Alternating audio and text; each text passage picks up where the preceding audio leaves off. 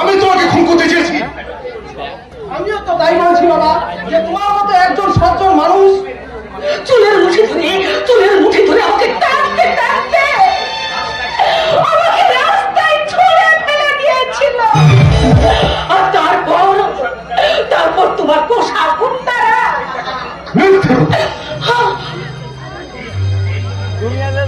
এ কথা সত্যি রবিকান্ত? তুমি এবার বাড়ি থেকে মেরে তাড়িয়ে দিয়েছ? হায়রে কলিকাল, ঠাকুরের সাথে বাঁধিয়ে দাও, এমন তোমার বাড়িতে থাকে না। আমি তারপর কি করি? শয়তান, জানোয়ার, সেগুলো ঠিক এমনি করে মিথ্যে কথা বলে তবে আমাকে বাড়ি থেকে তাড়িয়ে দিয়েছিলে। তাতে আমার অপরাধ কোথায় ছিল না? গান শোনো না বিচারে, তুমি কোনটা দুশ্চরিত্রা তোমার বাপের সন্তান অবৈধ বলে আপনি বলুন। আমি একজন শিক্ষিত বিবেকবান উচ্চ বংশের ছেলে হয়ে এটা আমাকে কি করে প্রশ্রয় দিই? আমাকে কি করে প্রশ্রয় দেই? তোমার বিবাহিত স্ত্রী কোন প্রমাণ নেই গুরুদেব, কোন প্রমাণ নেই।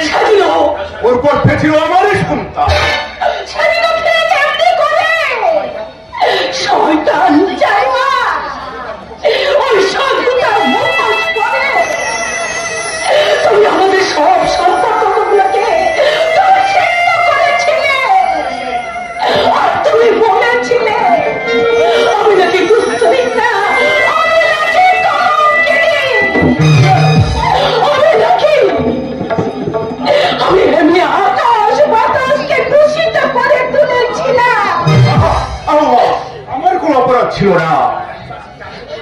পারিপার্শ্বিক চাপে পড়ে এই কথা বলতে আমি বাধ্য হয়েছি। শয়তান জানোয়ার, মিথ্যে কথা। সেদিন তোমার লোকেরা তোমার কাছে টাকা খেয়ে আমার মাথায় মিথ্যে কলঙ্কের বোঝা চাপিয়ে তাই যদি হয় তাহলে তুমি আবার ফিরে এলে কেন?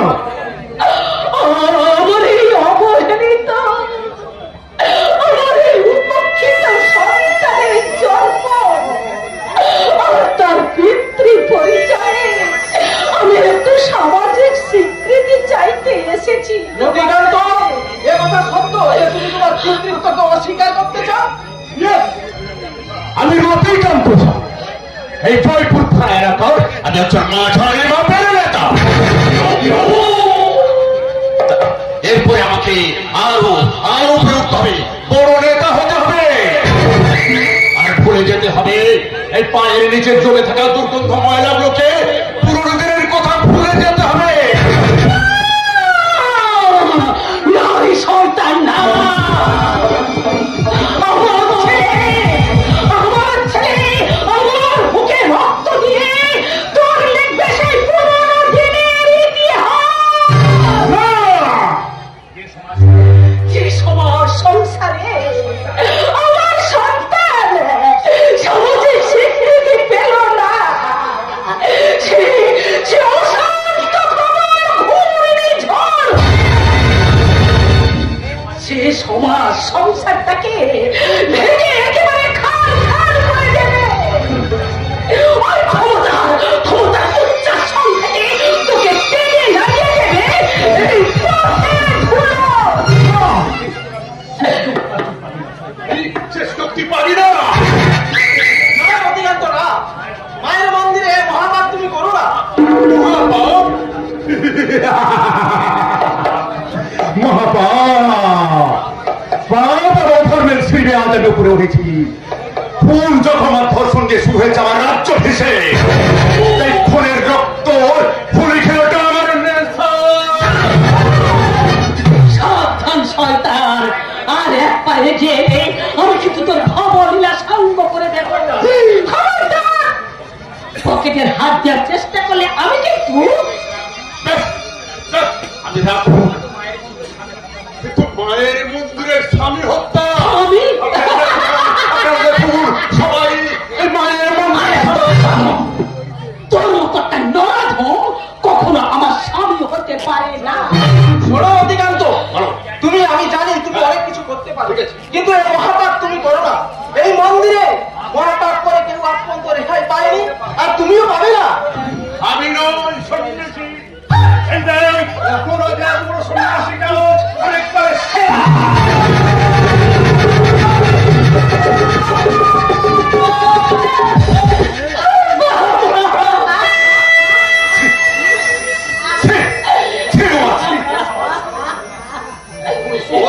সন্ন্যাসকে তোমার খুন করতে হাতটা কেউ কাঁপলো না। তুমি মানবী না ডাকিনি? আমি ডাকিনি, আমি ডাকিনি, আমি ডাকিনি। সেই সমান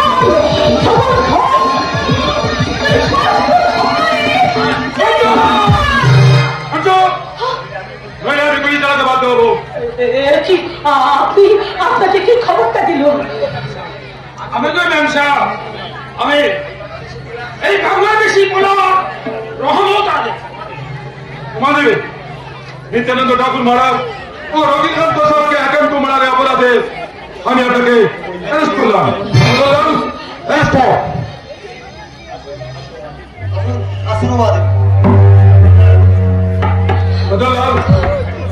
আসামিকে ফেলে দেবো। ডেড বডি যাও।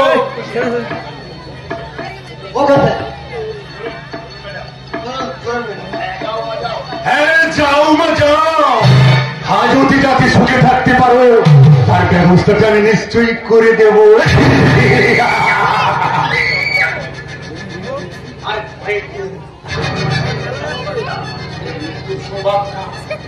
নিশ্চয়ই নারী সন্তান না, তা তুই কোনদিনের জন্য পারবি না। সন্তান তুই কোনদিনের জন্য পারবি না। তোর মতো কংসকে ধ্বংস করতে আমার ছেলে কৃষ্ণ রূপে ওই গোকুলে বড় হবে। হ্যাঁ রে সন্তান, হ্যাঁ, তুই একটা কথা মনে রাখিস, আজ থেকে সেই 25 বছর ঘরের ঘটনা আমি দীপ্ত দৃষ্টিতে দেখতে পাচ্ছি। সেই 25 বছর আগের সেই ঘটনা আমার ছেলে কংসবতী মহাকাল ধরে প্রান্তে এ প্রান্ত থেকে অপ্রান্ত ঘুরে বেড়াচ্ছে। তার সারা অঙ্গ জুড়ে ফুটে উঠেছে কঠোর প্রতিজ্ঞার ছবি। কারণ সে যে দুর্ভন্ত উল্কা ও শান্ত রাহু, কারণ এই নবমণ্ডল থেকে ছুটকে পড়েছে এই সন্ধ্যা ঝড়ের বুকে। তাই সে জল দিয়ে নয়, আগুন দিয়ে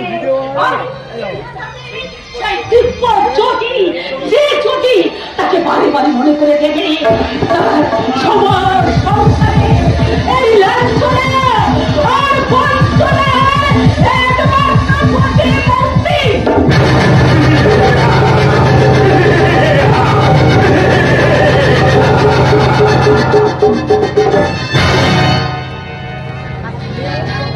এরপরের ঘটনা 25 বছর পর।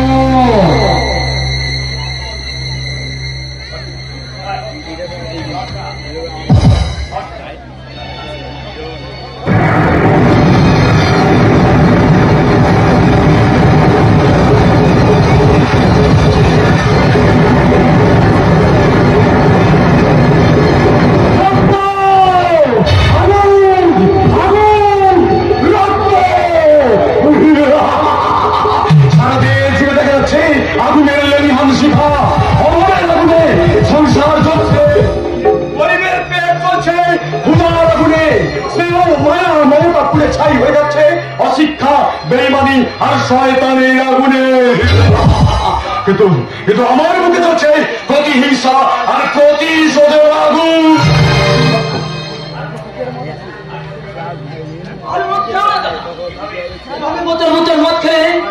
আমার পাও চলবে না আর আমি মাতালো হব না। ওরে ওরে শঙ্কচূড়, মানুষ প্রদীপ জ্বালাতে তাতে তেল দেয়, হোমের আগুন প্রজ্বলিত রাখতে তাতে দেয় ঘেটা হতি, আর আমার বুকে এই প্রতিহিংসার আগুন লাগিয়ে রাখতে আমি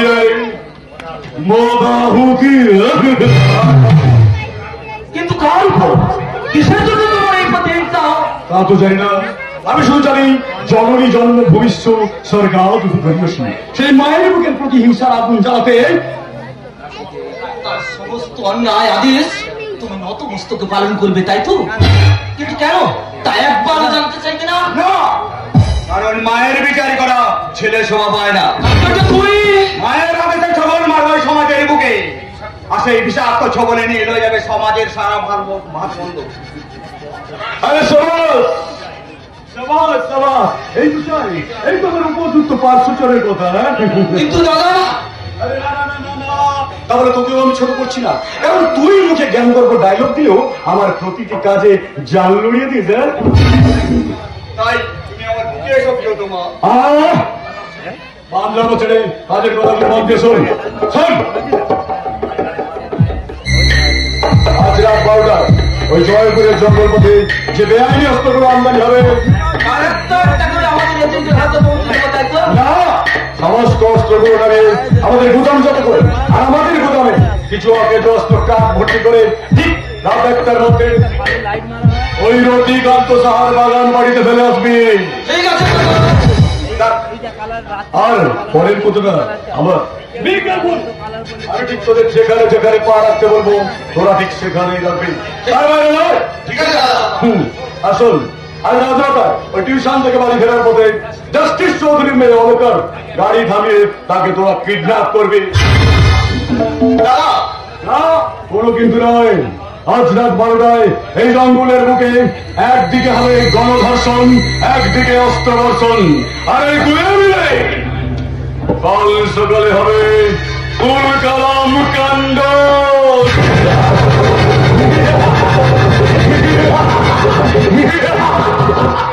গাড়ি থেকে নেমে মেয়েটা যে কোন দিকে গেল কে জানে। আসলে এদিকে একটা মেয়েকে আসতে দেখেছেন? মেয়ে কালো না ফর্সা? ফর্সা না সুন্দরী? সুন্দরী মানে বেশ সুন্দরী, মডার্ন না মানে একটু মডার্ন টাইপের। কেমন পোশাক পরে? অর্ধলঙ্গ না পুরোটাই লঙ্গ? কি বলছেন আপনারা?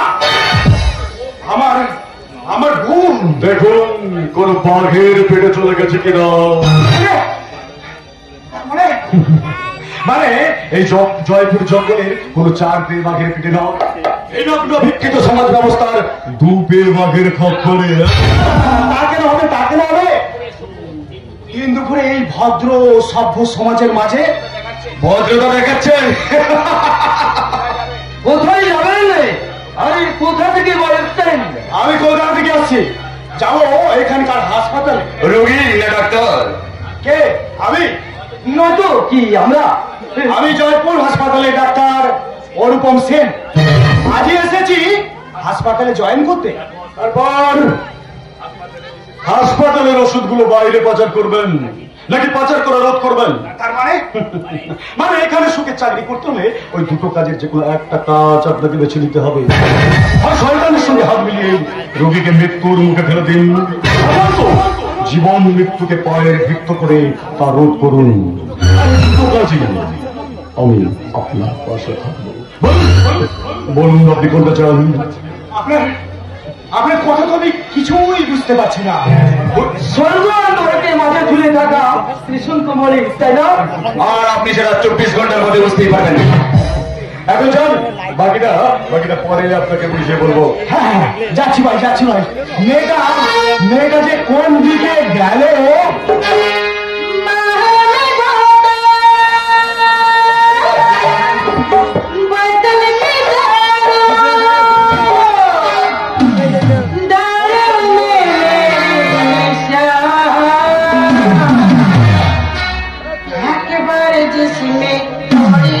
पीले हो जो हो गया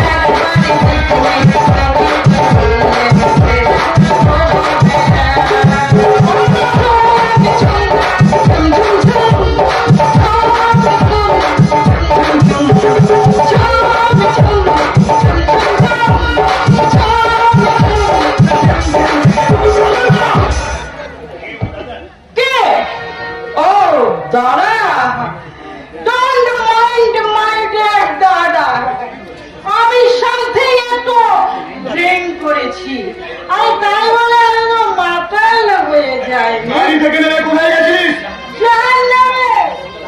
এই কলকাতার মনোরম পরিবেশ ছেড়ে এই আগে পড়ে থাকতে হবে। তাই একটা বার কিংবা হোটেল ওই ডিস্কোর সন্ধানে গেছিলাম, আর পেয়েও গেলাম সেখানে একটু শান্তি বৃষ্টি। আসতে তো লজ্জা করছে না? একটা নতুন অচেনা পরিবেশে এসে আচ্ছা আমার মাথাটা হেড হয়ে যাচ্ছে। যাতে তোমার মাথা হেড না হয় সে চিন্তা আমি নিশ্চয়ই করবো। আর প্রয়োজন হলে তুমি থাকবে ওই সরকারি কোয়ার্টারে, আমি থাকবো হোটেল কিংবা লজে। খুব হয়েছে, এখন আয় আমার সাথে হাসপাতালে হাজিরা তো দিই, তারপর তোর মতো আমার তো বোনকে নিয়ে কতদিন এই জয়পুরের মাটিতে থাকতে পারবো তাও ঈশ্বরই জানে।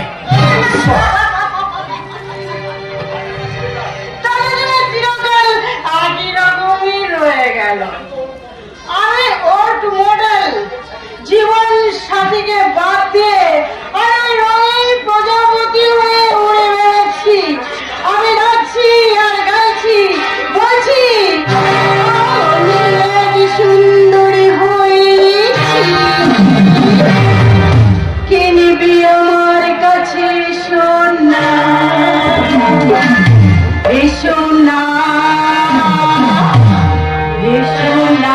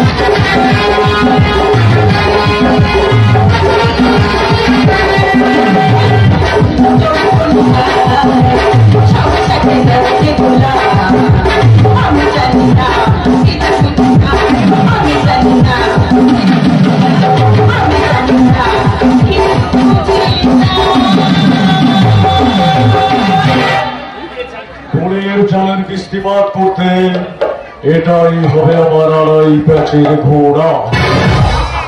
এই যে সুন্দরী, এদিকে একটু শুরু। কে তুমি বলো? আমার আদর করে আমাকে ডাকছো কেন?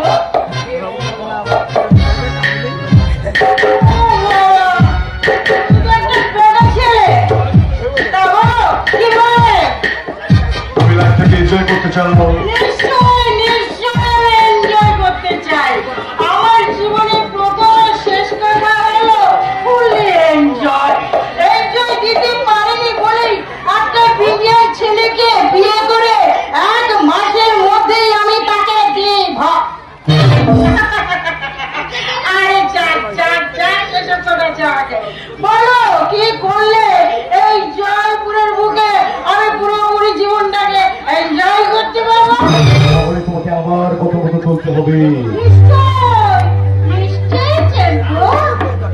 তারপরে আমাকে কি করতে হবে? আমাকে ঠিক এইভাবে আমার বুকে টেনে নিয়ে তোমার উপযুক্ত কাজের মধ্য দিয়ে আমি তোকে পৌঁছে দেব এনজয়ের চরম সীমানা।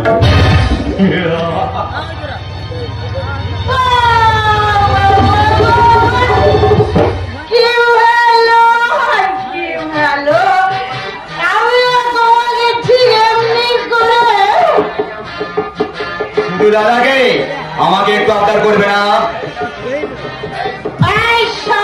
নন্দী ভেঙ্গি কি করছিস? তোমার রূপ সুধা পান করছি ম্যাডাম।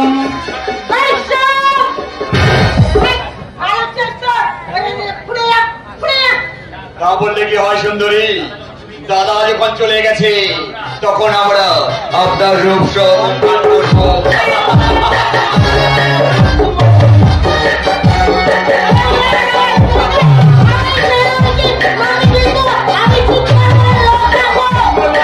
সুন্দরী করে লাভ হবে না, আর তোমাকে মরতেই হবে।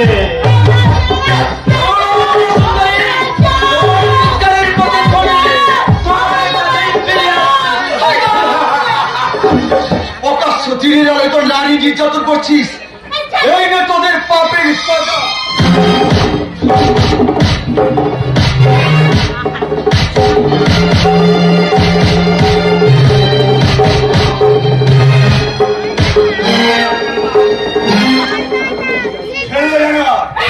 নইলে আমি শেষ করে ফেলবো।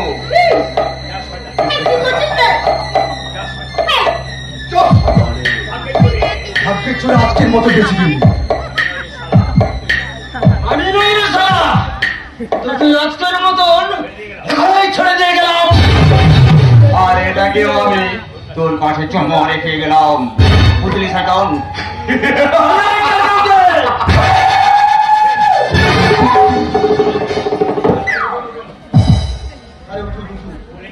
খুব লেগেছি তাই না? তোর আপনাকে আমি দেখিস কি আছে?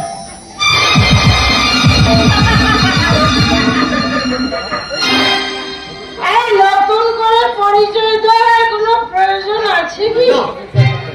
আর কোনো পরিচয় নেই, আমি আসছি। বলুন। তুমি আমাকে এত বড় বিপদের হাত থেকে রক্ষা করলে, বিনিময়ে কিছু পুরস্কার চাইবে না? চাইবো, নিশ্চয়ই চাইবো। আমি চাই ক্ষমা, নিঃস্বার্থ ক্ষমা। আমি আপনাকে কথা দিয়েছিলাম যে ভবিষ্যতে কোনোদিন আমি আপনার সামনে আসবো না, কিন্তু না জেনে না বুঝে কর্তব্যের আমাদের সাড়া দিতে গিয়ে আপনার সামনে এসে যে ভুল আমি করেছি তার জন্য আমি আপনার কাছে নিঃস্বার্থ ক্ষমা চাইছি। কিন্তু আমি যদি আপনাকে ক্ষমা না করি, আপনার দশ শাস্তি আমি মাথা পেতে নেবো। বেশ, আমার সেই শাস্তির বিধানটা তুই শুনে রাখবো। আজ থেকে আমি ওই জয়পুর এলাকাতেই থাকবো। আমার প্রয়োজনে ওই সারা গ্রামটা চষে বেড়াবো। তুমি কখনো ভুল করে আমার সামনে এসে দাঁড়াবে না। ক্ষমা করবেন মিস্টার, আপনার এই শাস্তি আমি নিতে পারলাম না। What? ইয়েস, আমিও মানুষ, শিক্ষা দীক্ষা বিবেক মনুষ্যত্ব আমার মধ্যে বর্তমান, তাই আর্থিক সেবা করা ও মানুষের পাশে দাঁড়ানোটা আমার কর্তব্য। আমার বাবার দাম মানবিক মূল্যবোধের শিক্ষা, তাই কারোর জন্য কোনো কারণে সেই শিক্ষার আমি অবমানিত করতে পারবো না। What nonsense! আপনি আমায় গালাগালি দিন আর অপমান করুন, সব নিরমিষ হইতে পারবো, কিন্তু কর্তব্যচ্যুত হতে আমি পারবো না। তাই আমি কথা দিচ্ছি, সুদিনে নয় দুর্দিনে, সুখে দুঃখে ও বিপদে আমি সারাক্ষণ আপনার পাশে পাশে থাকবো। না না না, মিস অরণ্য সেন কারো করুণা পাত্রী হয়ে বেঁচে থাকতে চায় না। সেই জন্যই তো আপনাকে আমি ছায়ার মতো অনুসরণ করবো, কারণ আমি জানি অতি অহংকারীর পতন হতে বেশি সময় লাগে না। তোমার এই গেও ভুতুড়ের বাণীগুলো তুমি অন্য কোথাও শোনাবে, আমাকে নয়। আমার শেষ কথাটা তুমি শুনে নেবে। স্কাউন্ডেল, লজ্জাময় ফেলে দেওয়া এই তো খাবার তুলে খাওয়ার জন্যে এই অনন্য সেনের জন্ম হয়নি। আর কথাটা মাথায় ভালো করে ঢুকিয়ে রাখো, কেমন?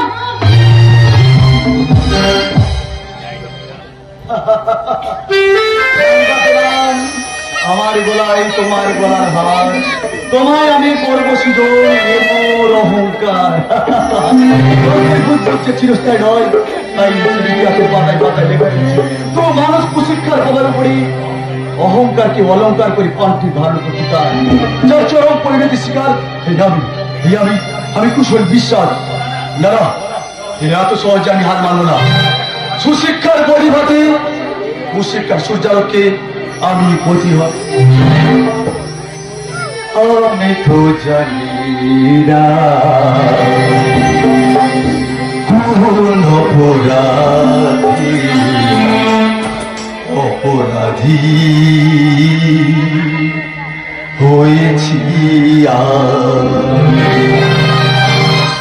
আমি তো জানি না কোন অপরাধী হয়েছি আমি। কেন সাজা এলো, কেন পাপি হলো,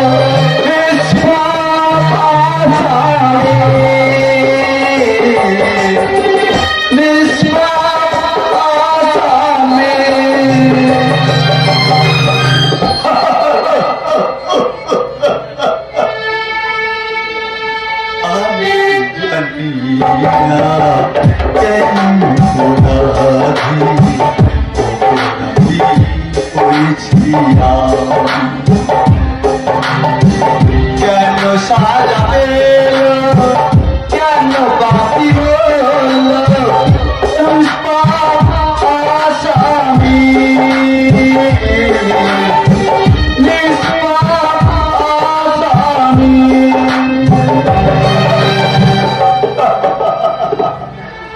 আমি তো জানি না কোন অপরাধী